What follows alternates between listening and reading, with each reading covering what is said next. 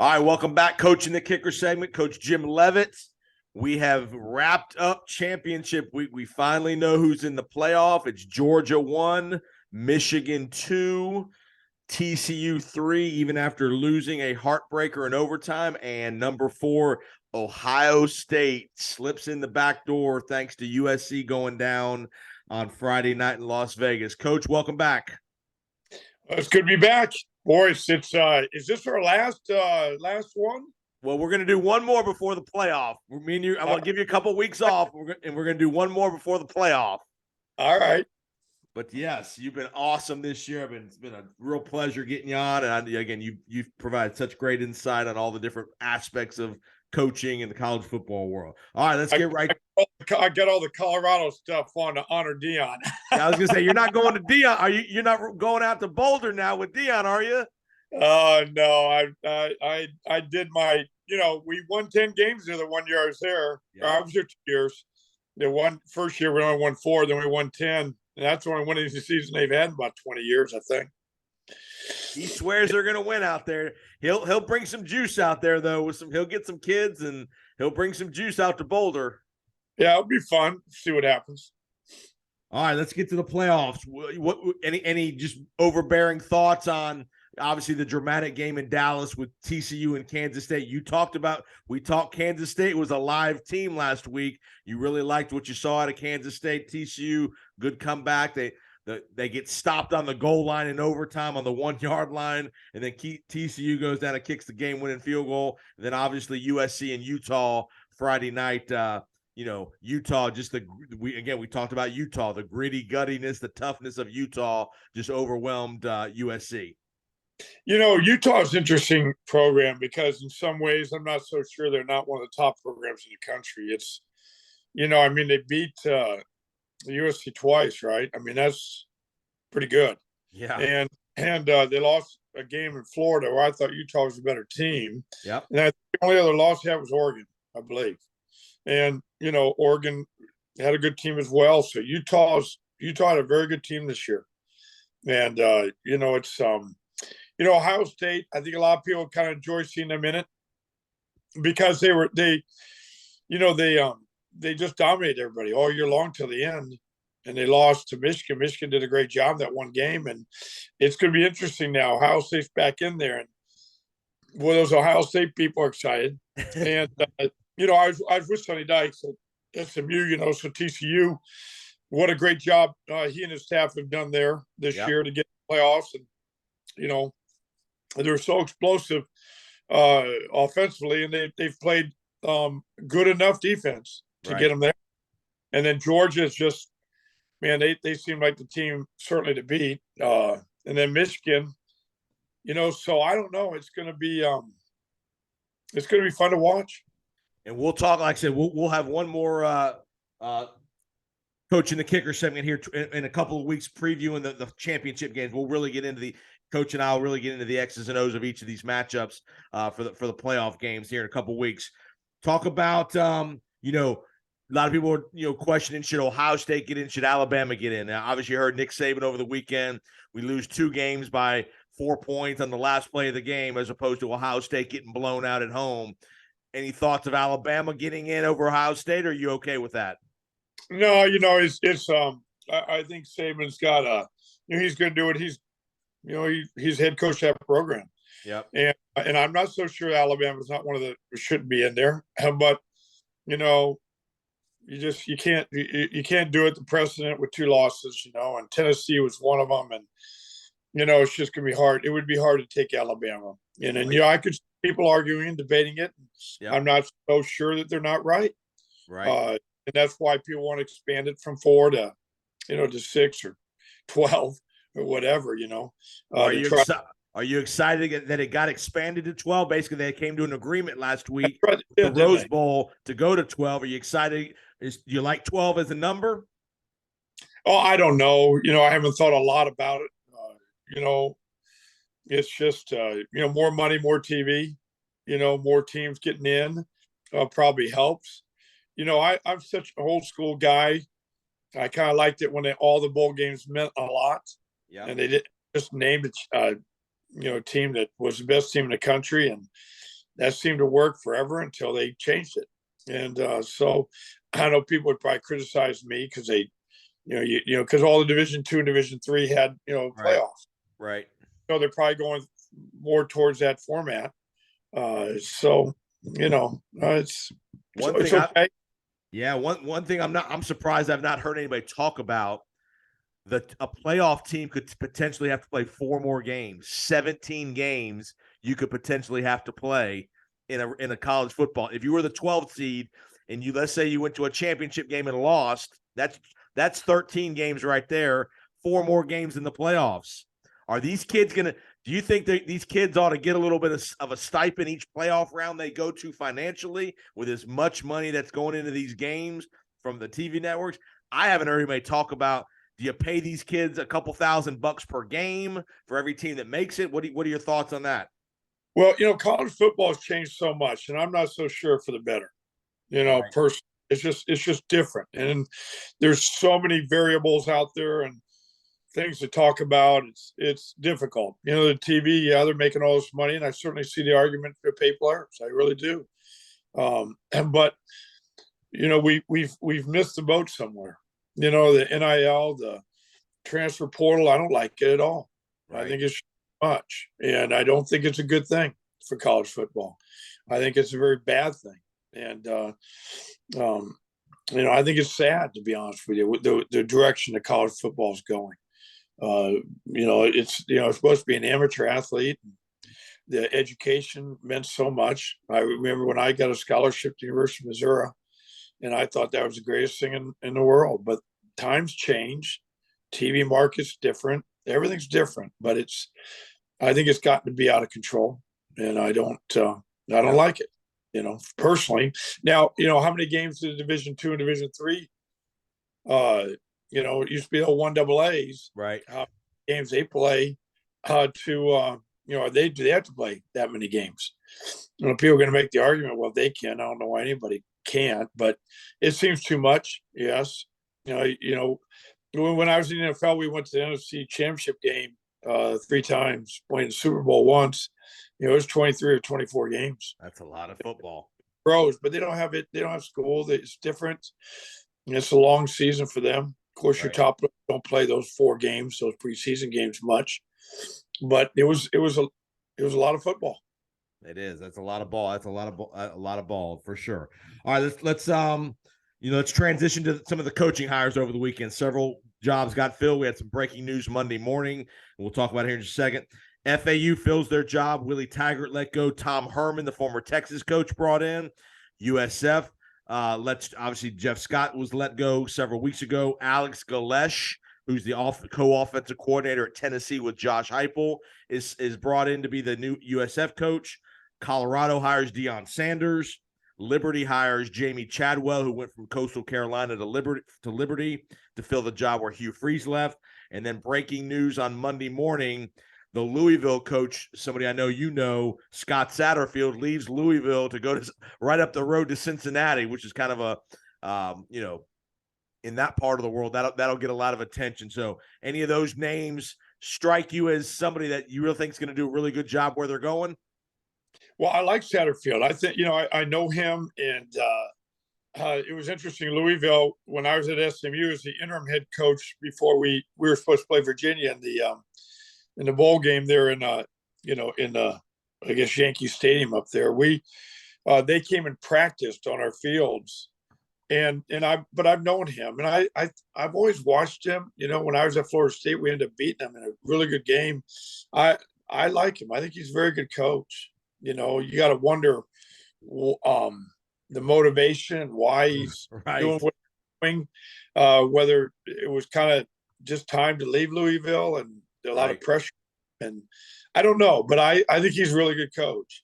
The new guy at South Florida, I don't really know him. Tennessee certainly had a really good year. So, you just don't know. You really don't know till, after they play. And, it's certainly not about the press conference, even though everybody wants it to be. Sure. It's a body of work. And we won't know how good these moves are till, years later. I mean, when Jeff Scott took the job at South Florida, I'm sure people were pretty excited. Yep. Coming from Clemson, co-offense coordinator from Florida, Right. great guy. Dad was a had a lot of success. Yep. Coach. Yep. The program was down and struggled. Is so, in time he may be a great hire. You just don't know. It may not be, and there's so many other things that are involved. So the Liberty, I don't know. He's done a great job at Coastal Carolina. I don't really know him. Yeah. Oh, they've done great there. So, Liberty it's interesting. Liberty's gotten some pop. They pumped some money into that program, man. They're paying their coach and they are pumping some money into their resources. I guess $4 million a year they're talking about paying him. That's a lot of money. So it's you just don't know. Hugh Freeze going to Auburn. I think Hugh Freeze is a heck of a coach. I think he does a great job. People are going to get involved in all the different off-field things, but Hugh Freeze and I met, about the Ole Miss defense coordinator job, and Hugh Freeze. I was set to go there, and then I interviewed for the head job at Kansas State, and that kind of, and then I ended up going to Oregon. So it was crazy. They obviously hired a really good guy at Kansas State. What's the first order of business when you take a new job like this, head coaching job? I don't care if it's at a big school, little school, whatever. What is the first couple of days? I mean, obviously you probably are making calls about his staff and all that stuff. What is the first? I mean, when you get there, you don't have a place to live. I mean, what are you trying to find a place to live? What's the first day or two like at a new job of actually doing work, and what are you doing? Well, if I'm going into a job, I'm going to find, if my quarterback's good, I'm going to go find him right away. Right. And I think you got to get your players immediately, like right away. And you got to start having meetings with your players. You're going to have, you're going to multitask. You're going to have a lot of things going on at the same time. You got to hire staff. Right. You got to get recruiting. You got the transfer portal involved. You've got a million things going on at one time, and you got to be able to handle all of it at the same time. It's not, but you better see your players, and you better get one-on-one with your players. You can have that team meeting, and then you better start setting up a schedule with your assistant. You better start putting a schedule there to meet with your players one-on-one. So when you're hiring a staff, obviously on the day you hire it, you get to, I mean, there's some of these jobs, he may not, I mean, a guy like Alex Galesh, man, I'd have known he was getting the job till Saturday night. Who knows? Do you already have that list together of guys you're going to call before Saturday? These couple guys at every position. How do you, as far as putting together a staff, that can't be a one phone call and it's done. It probably takes some time to put together a 10 or 15 person staff, right? Yeah, it will. It will. It's not going to be easy, because the most important thing, you better get a great strength coach. That's number one. Right. You're good in that area. And then your coordinators, you got to get those, because a lot of times coordinators are going to want to bring their own people with them. Okay. Anymore, the way it is now. So you'll lean on your coordinators quite a bit, but you got to get a strength, because the players on final exams, they'll go home, but they'll come back and start hitting the weight room, so you want to get that position. You want to make sure that position is really good. It just takes time. You're just going to do it, and you don't have time. So when it comes to recruiting lists and stuff like that, does the place you're going to, do they provide you that information, or is that something you got to bring with you? I mean, if you're going from like Deion Sanders from Mississippi to Colorado, you're not going to necessarily know all the kids out west. Where do you get that information from if you're a guy like Deion Sanders? Well, you're going to lean on the recruiting coordinator that was there, okay, a little bit. But if they're gone, you've already been recruiting at Jackson State. You're certainly going to recruit different guys, right? Out to people I mean, Deion probably has his staff all set, maybe, and those guys will just start working it. They got to get into LA. They know they're in the Pac-12. They've got to get out to LA, and they got to go to Texas, because they've been going to Texas quite a bit, because it's about 8-hour drive from Dallas to Boulder. Okay. So, they'll probably work that angle, but Deion's going to work national. He'll work off the transfer portal, but then you got to evaluate your team. You got to evaluate for what your scheme are offensively, defensively, and you've got to look at the players you have. And that takes time though, right? That just takes Yeah. time of watching film, right? Right. Yeah, you got to do it. You're not going to sleep. You're just not. You know, you're gonna get 3-4 hours of sleep a night. That's it. But you're so excited about the job that Sure. you don't need many more than 4 hours a night, and you're just gonna crank it out. In the nighttime, after 10, 11 at night, you can do a lot of work till 2 or 3 in the morning. Do a lot of that film work and Sure. evaluate. And go talk to the coaches that are there. They all want to stay on. They want a job, so they're going to give you as much information as they can. But it's you're so excited about the job. You're excited about being hired, so you just go on adrenaline, and you just do the best you can. Right. But you got to see your players. Got to hold off players from going to transfer portal, at least 2 or 3 or 4 that you really want to keep, and do the best job you can there. So when you're going to hire a staff, does the athletics director, does he tell you, hey coach, you got X number of dollars in total to hire your assistant? Or does he give you a specific number for each coach? How does kind of because obviously these guys all want to make as much money as they can as assistants, but do you tell the assistant, hey coach, I got X number of dollars to pay you as the running backs coach. I can pay you. Is that determined by the athletics director, or do you have any wiggle room in that as the head coach?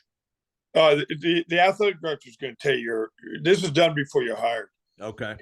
What your salary pool is. Okay. If he won't care how you're going to divvy it up. Okay. Or should he? But he's going to say, hey, here's the pool of money that you have. Work with it. That was when I interviewed for a number of different jobs, Alabama or Kansas State or Texas Tech or Colorado State. That was told me what the pool money was going to be. Okay. So that was all there. So you knew going in what you were going to have, and then you're right. If you need a little bit more, maybe 100,000 more here or there, you feel like this guy is that good, you go to your AD and work it out, find a way. How fast at these new places will the staff all be in whatever city they're in? Are they all there? If the guy gets hired, if the coach gets hired Saturday, are they there by the end of this week? Everybody's going to be in that new city. How does that work? Well, if he's hired Saturday, he might be there Saturday night. He'll go fast. He's like most of these guys get these head jobs. They've already got relationships. They already know who they probably want to hire. Okay. And for about 4 or 5, 6 positions, they're already set. And sometimes you'll want an assistant coach, and that coordinator may not want that assistant coach, but you're going to hire him because that's who you want. Right. And for recruiting or for whatever purposes you want. And you're moving fast, really fast. It's and what's going to happen also? Some of these head coaches are going to hire somebody, and they're going to be there, and then they're going to go to another job in like 3 weeks. Get a better opportunity. Yeah. Like the guy that just got hired in South Florida, he may hire staff, and they might end up at Cincinnati. Right. They may end up at Colorado in a number of weeks. Right. That's not unrealistic. Those happen a number of times. No, we don't ever hear about. We hear about all the head coach and stuff in the media. We don't hear about the running back coach or the special teams coordinator or somebody like that jumping ship and all that kind of good stuff. And that's just part of that business, as you well know. Sure. Yeah. All right. I want to hit you a couple things before we let you go. Army Navy this week. What a rivalry! What a game just for the country and for those kids. Just talk about the spectacle that is the Army Navy game. Well, I'd really like to go to this game sometime in my life. I really would.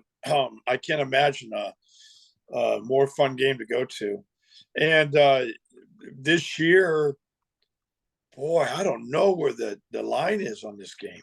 Right. Because Army has struggled, but then they've won some other big games. Navy struggled early, but then look at some of the teams they beat. Right. This game, I think, is going to go down the wire, and it's a flip of the coin who's going to win this one. Yeah, I really. This is one of those pageantry rivalry games. It doesn't matter what the records are. most years the game is very competitive. I mean, most years it's a one-score game going to the fourth quarter kind of game, and just the pageantry of the game, of all the tradition and all the kids that are in the stadium, all the military paraphernalia. Obviously, we all know people that have got military background. Just I'm with you. I think that's a bucket list. I'd like to take my dad to that game one of these years. And, whether it's Philadelphia or I know they rotate the location where they play, but it's typically in the Northeast. But just what a pageantry game. Have you ever been in a military kind of game like that? Well, no, I mean, we played Army and Navy. I've done that a few times. So, I've faced Did you play Air Force at Colorado when you were at Colorado? Did you guys play Air Force? No, I've never lined up against Air Force. Okay. They're all that offense. When I was at SMU, when I was the interim head coach, the decision was between Virginia and Air Force, two of the most prolific offenses in the country last year. I didn't know who I'd rather go up against. They're neither. They're both a challenge. So, but never lined up against Air Force. I really like their head coach. I think he's a really good guy. I've known him for a long time and done a great job there. All right, Heisman Trophy. They're going to announce that in a couple of weeks here. Probably a couple names. You got the kid from USC, Caleb Williams. You got the kid from TCU, Duggan. You got C.J. Stroud potentially from Ohio State. Who do you like in the Heisman Trophy? I don't know. I haven't followed it like that, with specific players, who's done the best for their team. You got to look at quarterback. I know Duggan's. I mean, look at TCU. I mean, Duggan's wasn't even really the starter at the beginning of the year. They had and kind of going back and forth. And then Duggan's got in there. I don't know if the other guy got hurt or what happened, but Duggan's got in there and then just took over. The quarterback at USC he is unbelievable. Yeah. He's a great player. And but they all are, who has done the most, impacted the team the most? Probably probably USC guy because they got no defense out there. Yeah, but look at TCU. Yeah, I mean, that's true. I don't know because nobody expected TCU to be in a Final Four. That's right. They're not USC. So that's right. And then you had the kid from Michigan who hurt his knee, or he would have been there. Corum, the running back, who had an unbelievable year for Michigan. Yeah, it's I don't know, boy. I don't know. I don't know this year who's going to be. It's a good question. All right. Last thing, I'll get you out of here. Talk about the momentum of a big win in like a team like Kansas State.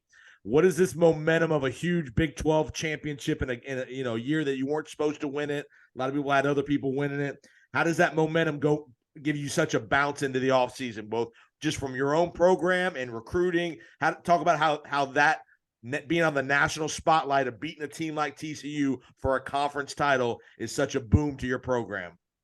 Well, I don't even think, how do I put this in the right way? One of your goals is to win the conference. So you've established that. So whether it is momentum for the future or helps you recruiting or makes everybody happy, whatever. I mean, the moment in itself is what you're coaching and you're working your winter conditioning and your spring ball and summer workouts and for years and years and years for that one moment, and you take that in as long as you can, because the next day it's recruiting. It's the it's starting all over again, and it's just that moment. It's just like when we. No, it's not the same. I know when you win a conference championship like that, that's a big deal. And the way they won it, yes, it's going to be great for them. But my point is this: like we beat West Virginia that one Friday night.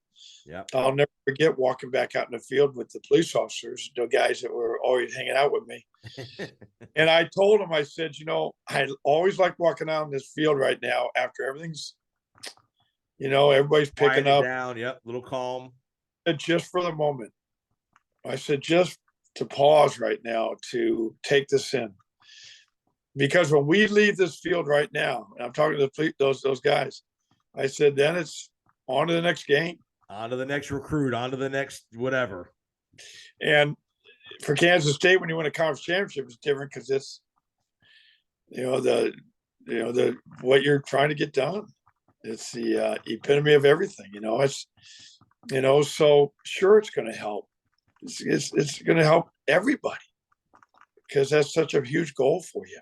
And on the flip side, what about the fuel of a huge loss on a team like USC that knows they would have been in the playoff? You're no longer in the playoffs because you lose the conference title game. From the player's perspective and the coaching perspective, obviously the coaches are always that's going to be a new thing. Oh, we got to get better on defense and all that. I get it. But just the emotional, like you said, the emotional letdown of, damn, we're one half of away or one bad quarter away from being in the college football playoff to win a national title.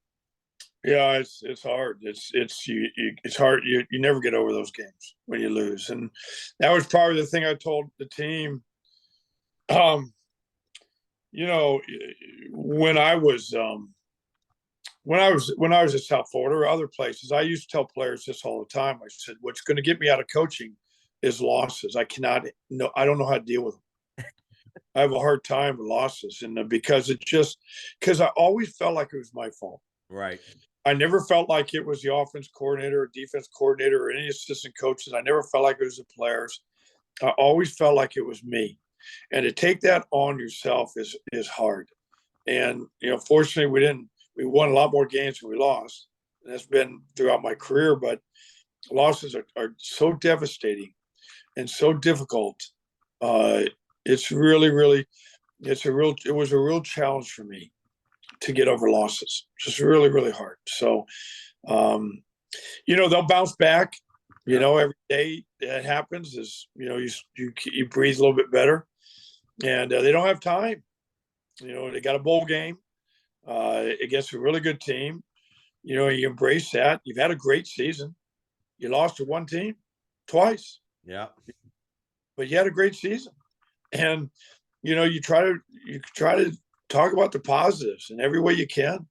You certainly don't want to show your sadness or depression to people. You had a great season, you had a great year, and on to recruiting, be positive. Now, for the 4 teams that are still playing, are you going to give them this week off pretty much? Let them recruit and recover.